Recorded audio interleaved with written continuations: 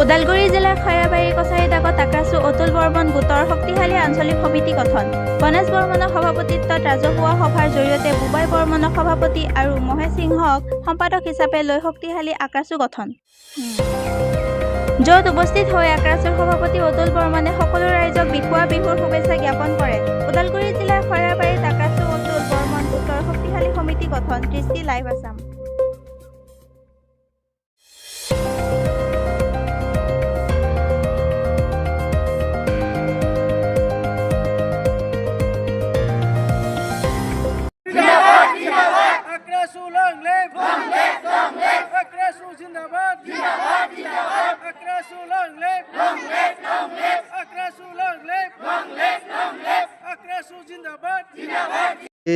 সৰ্বপ্ৰথমে মই শতকোজ ৰাজবংশী ছাত্ৰ সন্থাৰ পৰা আমাৰ সমূহ অসমবাসী তথা কমতাপুৰবাসী ৰাইজলৈ আমাৰ অতি চেনেহৰ মৰমৰ বিচুৱা তথা ৰঙালী বিহু আৰু বৈশাগু লগতে আমাৰ নতুন বছৰৰ আন্তৰিক শুভেচ্ছা জ্ঞাপন কৰিছোঁ।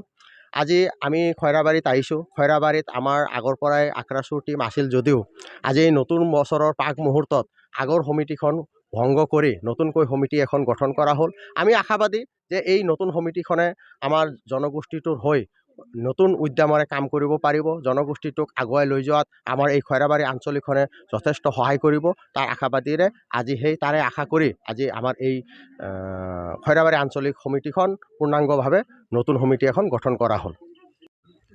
আমি আজি খৈৰাবাৰীত বহুদিন ধৰি মানে আক্ৰাছুটো নিষ্ক্ৰিয় হৈ আছিল।